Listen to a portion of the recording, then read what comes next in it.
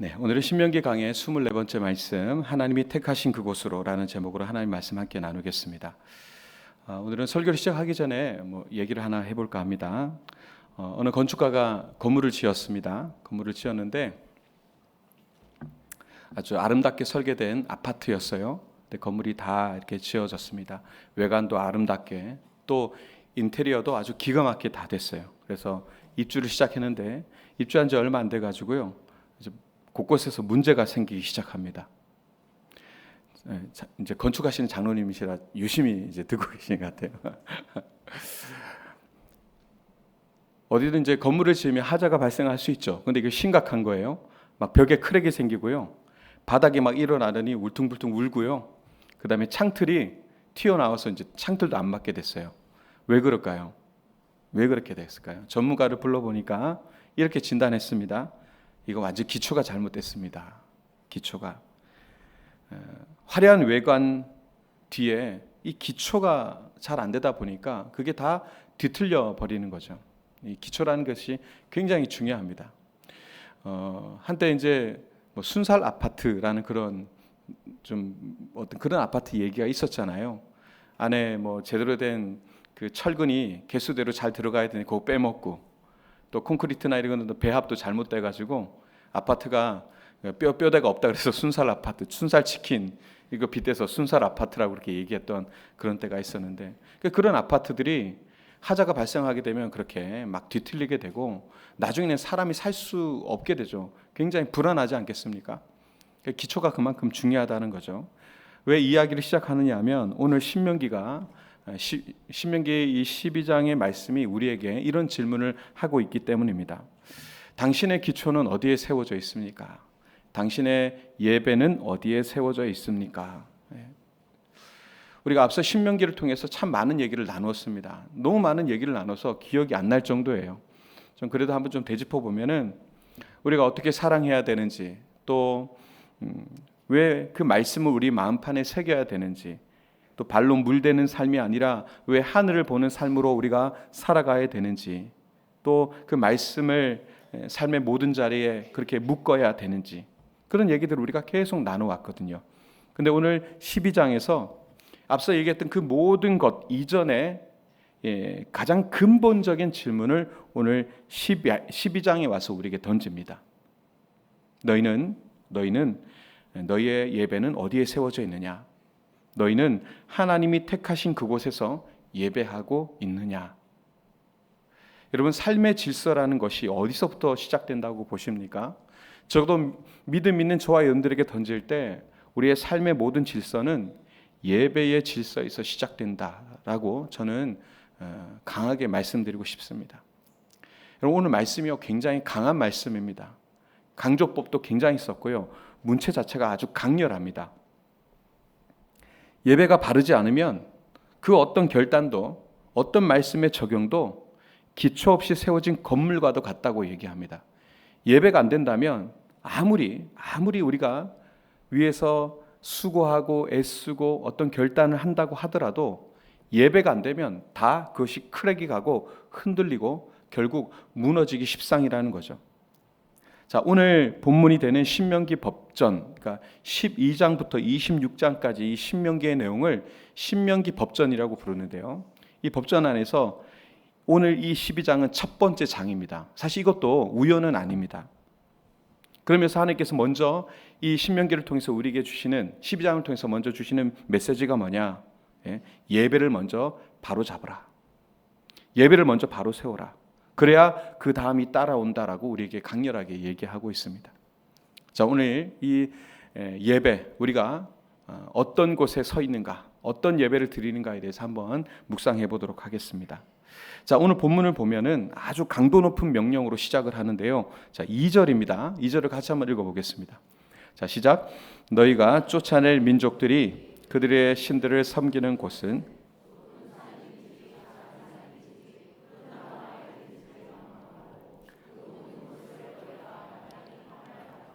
네, 오늘 이제 2절을 보면 끝에 파멸하다라는 말이 있죠. 완전히 멸하다.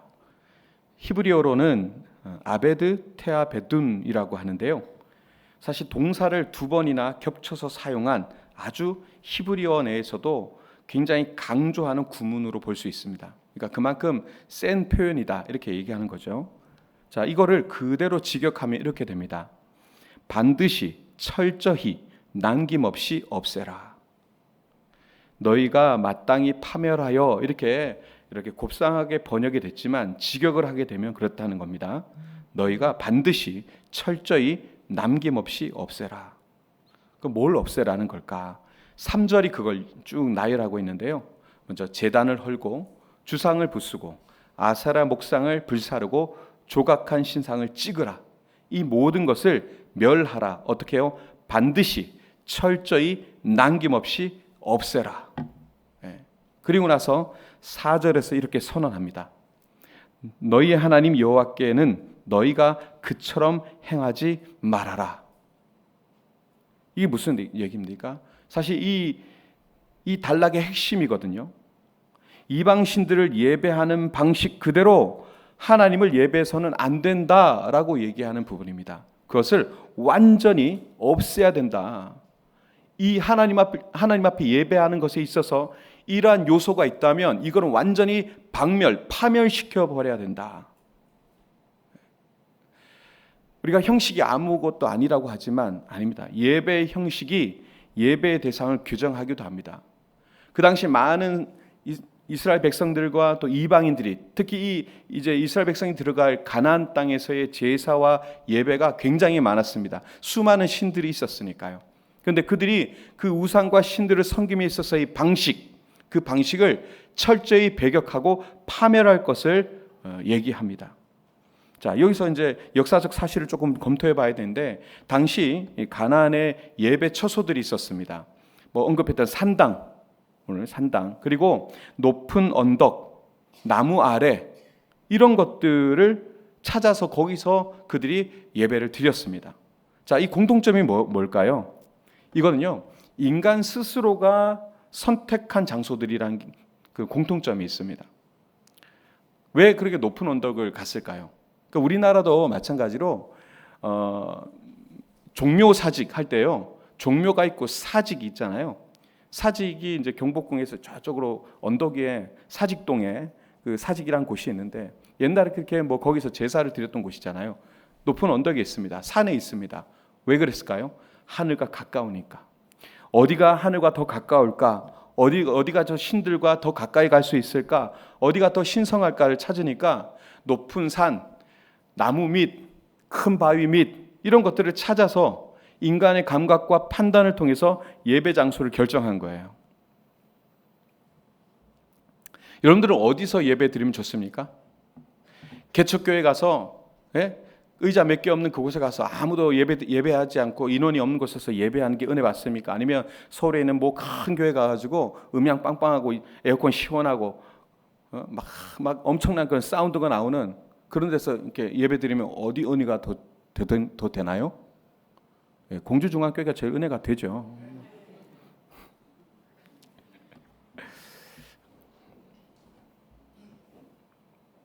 말씀드린 대로 그들이 선택한 장소는 자기 마음에 인간의 감각으로 좋은 곳을 선택해서 거기서 예배를 드렸다는 겁니다. 문제는 장소뿐만 아니라 그 예배들의 내용도 심각했습니다. 비를 달라고, 풍요를 달라고, 다산, 자녀를 많이 달라고, 신을 조종하고 인간이 원하는 것을 얻어내는 말 그대로 딜하는, 거래를 하는 종교였거든요. 그래서 하나님을 섬기고 신을 섬기는 게 아니라 어떻게 하는 겁니까? 그 대상으로 하여금 어떻게든 노엽지 않게 하고 화나지 않게 해서 재앙이 나지 않도록 그들이 복을 내려주도록 어떻게든 구슬리는 그런 예배 형식을 취했어요. 저는 이 장면을 보면서 한 가지 불편한 질문이 떠올랐습니다. 오늘 우리 예배는 어디에 세워져 있는가? 혹시 나도 모르게, 우리 자신도 모르게 예배를 도구화하고 있지는 않은가? 내가 원하는 것을 얻기 위해서 하나님 앞에 나오는 것은 아닌가? 내 감정이 좋을 때는 예배에 집중하고 내가 상황이 어렵거나 마음이 땡기지 않을 때는 예배를 멀리하거나 빠지고. 여러분, 가나안의 산당이 지금 여전히 존재합니다. 모양만 좀 다르죠. 여러분, 예배를 의무로 생각하는 것도 하나의 산당입니다. 여러분 오늘 예배당에 나와 계시잖아요. 그런데요, 만약에 여러분들이 여기에 의무로 나왔어요. 의무로 생각하고 나왔어요. 그럼 여기가 산당입니다. 내게 필요한 종교 서비스를 받기 위해서 나왔다? 산당입니다. 여기가. 예배당에 앉아 있는데 내 마음이 저 어디가 콩밭에 가 있다? 여기가 산당이 되는 겁니다. 오늘 하나님이 우리에게 명하십니다. 그것들을 어떻게 해요? 철저히 파멸하라. 완전히 없애라. 이제 이스라엘 백성들이 가나안 땅에 들어가서 예배를 드리게 될 때에 이런 요소들이 계속 그들을 파고들 것이며 예배를 무너지게 할 것이니 너희들은 그 이방 민족들과 우상을 섬기는 자들의 이 예배 방식, 신과의 딜, 자기 것을 얻기 위해서 자기가 원하는 곳에 감정이 치우쳐 그렇게 예배하는 것에 대해서 완전히 파멸하고 철저히 없애라라고 메시지를 주고 계십니다. 여러분 구약 성경에 열왕기라든가 역대기를 읽다 보면요, 훌륭한 왕들이 그래 좀 있거든요. 뭐 북이스라엘과 남유다 통틀어서 북이스라엘은 훌륭한 왕이 하나도 없습니다. 남유다에 좀 후하게 치면 8명 정도 있고, 아니면 좀 이렇게 뭐랄까요, 좀 까다롭게 굴면 한 2명 정도 이렇게 될 텐데, 그래도 그나마 좀 괜찮았던 왕들에게도요, 꼬리표처럼 따라오는 그런 말씀이 있습니다. 그게 뭐냐면 오직 산당은 제거하지 아니하였으므로 백성이 여전히 산당에서 제사하며 분향하였더라. 다 했는데 산당은 제거하지 못했고요, 그 산당에서 분향했다라는 얘기 나옵니다. 아사, 여호사밧, 요아스, 아마시아, 우시야 이런 요담 같은 그래도 썩 괜찮은 이런 정직했던 왕이 있었거든요. 근데 이 왕들조차도 산당을 제거하지 못했어요. 실패했습니다. 요시야, 히스기야 이 두 왕만이 이 산당을 철폐하는데 성공했어요. 물론 그 뒤에 또 생겼습니다. 그 이유가 뭔지 아십니까? 많은 이유들이 있어요. 근데 그 중에 하나는 거리와 비용 문제가 컸습니다. 교통이 발달하지 않았고요, 절기마다 예루살렘까지 가는 게 귀찮은 거예요. 먼 길을 가려니까. 그래서 시간적 부담도 되고 경제적 부담도 되고 피곤하니까. 그래서 어떻게 합니까? 이 동네 근방에 보니까 저 산 위에 산당이 있어요. 온 천지에 깔려있는 게 산당이었거든요. 거기 가서 이제 그냥 대충 예배 드리고 가는 거예요. 그 편의함과 또 자신 중심의 어떤 그런 생각들로 인해서, 그래서 그 선한 왕들조차도 종교 개혁에 있어서 산당 제거만큼은 굉장히 어려웠습니다. 실패했습니다, 사실은. 이스라엘 역사 통틀어서 봤을 때 그 산당 철폐는 사실상 실패했습니다. 지금의 교회도 어떠하냐? 실패했습니다. 예배당에 초창기에 우리가 뜨겁게 기도했던 그 시절, 좀 예배당 상황이 좋지 않고 환경도 좋지 않아도 막 무릎 꿇고 기도했던, 그래서 막 땀범벅이 돼서 기도했던 그런 시절이 있었는데 지금은요 그렇지 않거든요. 다리만 건너도 멀어요. 교통편이 좋지만 다리만 건너도 멀기 때문에 그냥, 그리고 이따가 좀 피곤하면 그냥 오늘은 집에 가서 온라인으로 해야지, 이렇게 이런 시대가 되었단 말입니다. 그런 타협들이 너무너무나 많이 쌓여가는데 그 중심에 한번 우리를 좀 돌아볼 필요가 있지 않을까. 왜 오늘 말씀이 굉장히 따갑게 저한테 다가오더라고요.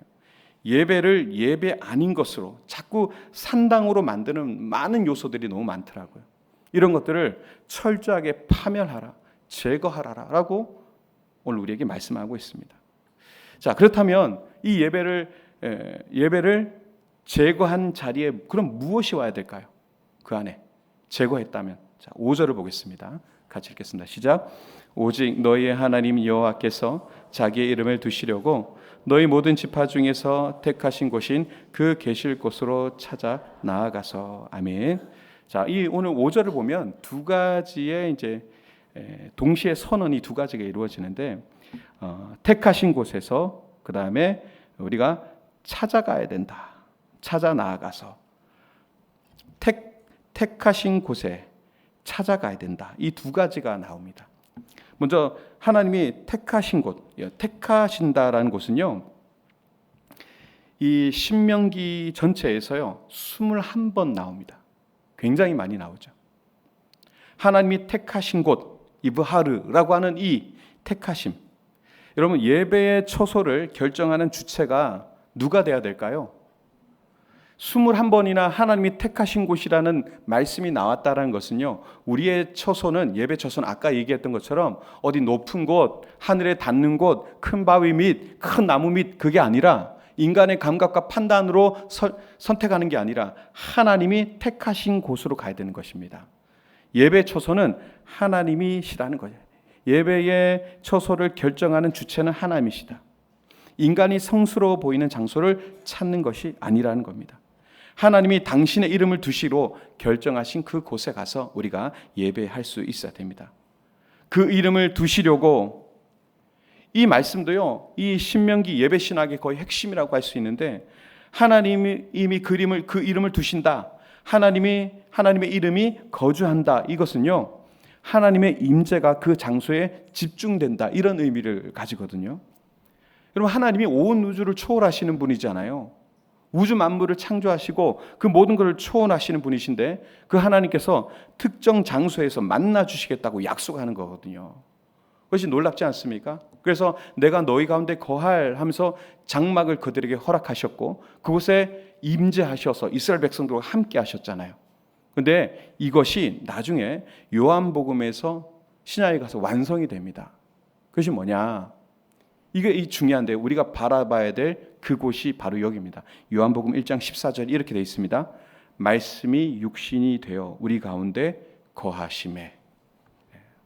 말씀이 육신이 되어 우리 가운데 거하심에.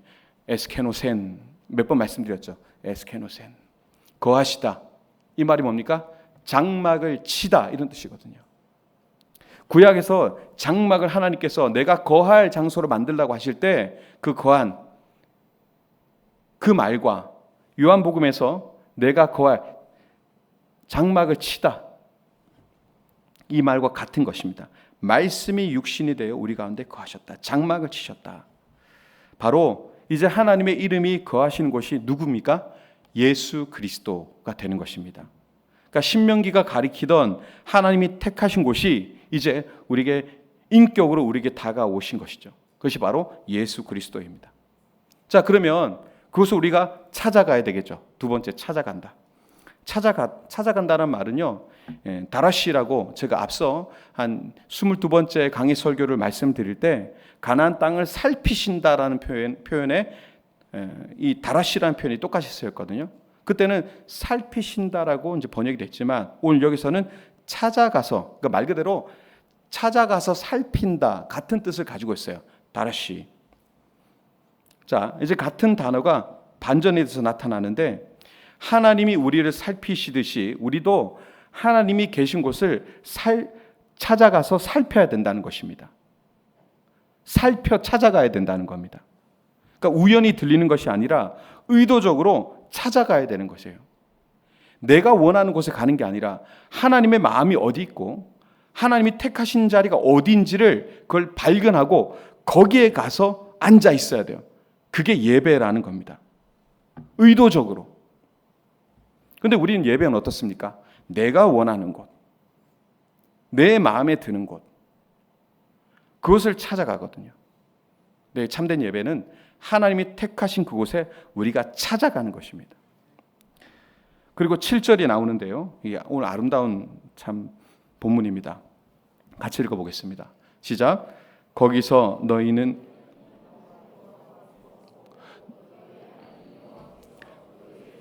수고한 일에 복주심으로 말미암아 너희와 너희의 가족이 즐거워할지니라. 아멘.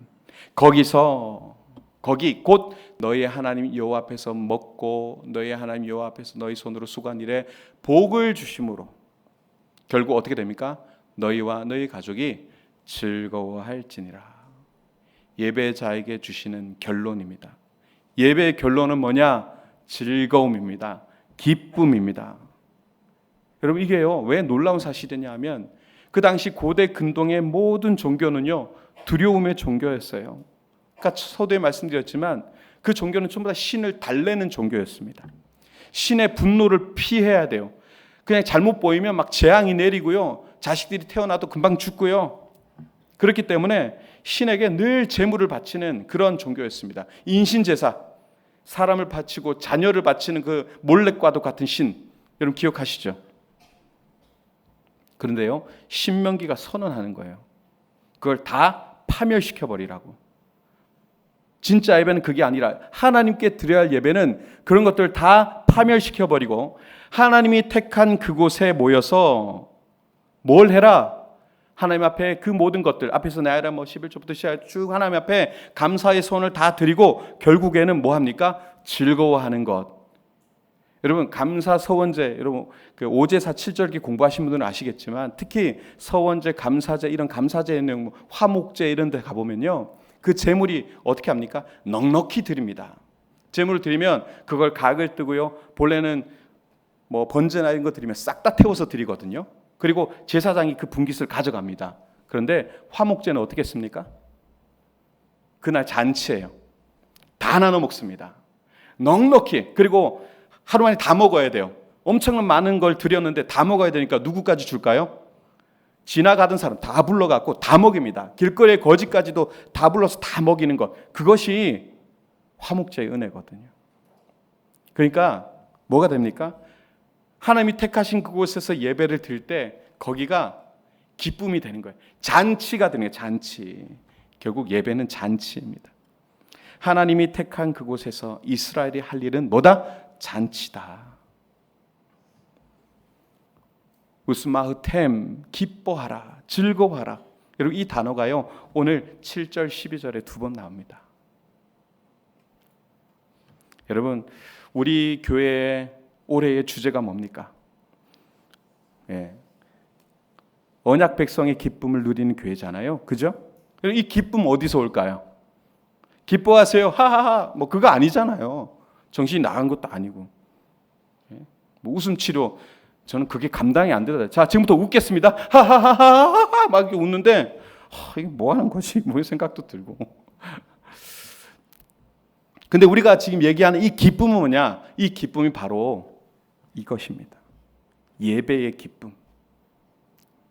하나님이 택하신 그곳에 모여서 하나님 앞에서 먹고 마시면서 하나님이 우리 손에 수고의 복을 주셨음을 고백할 때, 그때 이 기쁨이 옵니다. 여러분 예배가요, 여러분들의 기쁨이 원천인 줄 믿으시기 바랍니다. 잠깐 여러분들 한번 돌아보십시오. 여러분 예배 어떻게 생각하십니까? 예배 부담이세요? 기쁨이세요? 예배가 의무 같으세요? 예배 오면 가벼워지십니까? 무거워지십니까? 예배가 의무가 되신 분이 계신가요? 솔직하게.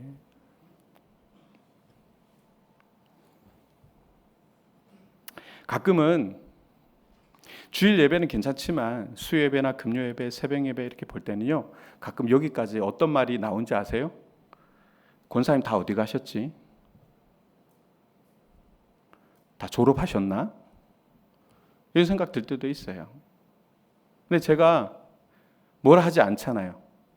왜냐하면 제가 왜 직분을 받고 안 나오십니까? 이렇게 하는 순간요, 우리 교회가 산당돼요. 자원함이 없잖아요. 기쁨이 없어요. 어제 목사님이 그런 얘기 하시더라고요. 고성래 목사님이. 피해 의심만 가득 차게 되거든요. 목사님의 그 호령과 명령 앞에 그냥 나오긴 나오지만 기쁩니까? 아니요. 부담이죠. 괴로움이죠. 딴 마음을 품고 여기 와서 앉아 있으면 그곳이 산당인데 그렇게 할 수는 없잖아요. 전 여러분들 안에 예배의 기쁨이 회복되셨으면 좋겠습니다. 앞으로도 절대 그런 얘기 저는 하지 않을 겁니다. 근데 속으로 생각하시죠. 그 말이지 뭐 지금 했네. 전 여러분들이 정말 각자 주님 앞에 그 정직한 마음으로 예배를 회복하셨으면 좋겠어요. 나를 구원하셨고 나를 세우셔서 직분을 주시고 내가 무엇이 간데 나와 함께 하시면서 나의 인생길을 여전히 인도하신 그 하나님 앞에 너무 따지는 게 많지 않은가? 멀어, 피곤해, 늙었어. 여러 가지 너무너무 이유가 많아요. 그리고 예배가 점점 의무가 되고 예배가 피곤해져요. 저는 우리 교회 예배가 산당이 되지 않았으면 좋겠습니다. 우리 교회는 진짜 오늘 얘기했던 진짜 기쁨의 예배가 드려지는 공주중앙교회가 되었으면 좋겠습니다. 우리가 잘못된 예배 자리에 서 있으면요, 금방 얘기했던 대로 부담이 됩니다. 무거워집니다. 의무가 됩니다. 기쁨은 사라집니다. 진짜 기쁨의 근원이 되는 이 예배가 망가집니다. 의무의 자리, 성과의 자리, 보여주기 자리, 체면의 자리, 여기서 절대 예배하지 마십시오. 하나님이 택하신 곳, 그곳, 즉 하나님의 임재 앞으로 나아가서 예배하십시오. 그때 여러분들에게 참 기쁨이 주어질 줄로 믿습니다. 자, 오늘 마지막 단락이 이제 8절에서 시작이 되는데 우리 8절을 읽어보겠습니다. 자, 시작. 우리가 오늘 여기에서는 각기 소견대로 하였거니와 너희가 거기에서는 그렇게 하지 말지니라. 아멘. 자, 여기 보십시오. 8절에 보면 되게 익숙한 게 나와요. 각기 소견대로. 어디서 나옵니까 이거? 사사기에 가면 이게 등장합니다. 사사기에 17장하고 마지막 21장 25절에 딱 등장하는데, 그때 이스라엘 왕이 없으므로 사람들이 각기 자기 소견에 옳은 대로 행하였더라. 400년 그 사사기의 암흑기, 그걸 한 문장으로 이렇게 표현한 문장이 바로 이거죠. 모세가요, 아직 신명기는 사사기 이전의 역사지 않습니까? 그죠? 근데 마치 알았던 것처럼 이 모세가 이스라엘 백성들이 지금 경고하고 있는 거예요. 광야에서는 계속 떠돌아다니니까 임시적이고 유동적인 그런 예배가 용인되었던 시절이죠. 그러나 가나안에 정착합니다. 가나안에 정착한다는 게 뭐죠? 안정기가 와요. 풍요가 올 거예요. 그들은 그 땅에 들어가서 정착하게 될 것이고, 집을 짓게 될 것이고, 또 가족들을 많이 누리게 될 것이고, 그 다음에 많은 생산을 통해서 농업 환경에 들어가서 많은 생산량을 일구어서 재산을 보유하게 될 것이고, 또 앞서 나가는 철기 문화를 경험하면서 센세이션을 맛보게 될 겁니다. 그러면 어떻게 되느냐? 오늘 모세가 걱정한 바, 사람들이 예배를 자기 편의에 맞춰서 수정하기 시작할 거라는 걸 지금 예견하는 거예요. 나에게 편한 방식, 나에게 더 의미 있는 형태, 내 소견에 옳은 대로 그렇게 예배를 바꾸게 될 것이다라고 얘기한 겁니다. 여러분, 이것이 오늘 우리에게도 동일하게 적용되지 않습니까? 그죠? 오늘 바쁜데 예배를 좀 짧게 바꾸지. 시대가 지금 이런데 예배 좀 짧게 하면, 목사님 설교 20분 안 넘었으면 좋겠다. 뭐 여러 가지 요건들, 각자 원하는 예배 스타일 있으시죠, 그죠? 있잖아요. 이거 없는 척하고 그러세요. 다 있잖아요. 어떨 때 오늘 몸이 힘들었어요. 가자. 오늘 찬양 스타일이 내 스타일이 아니야.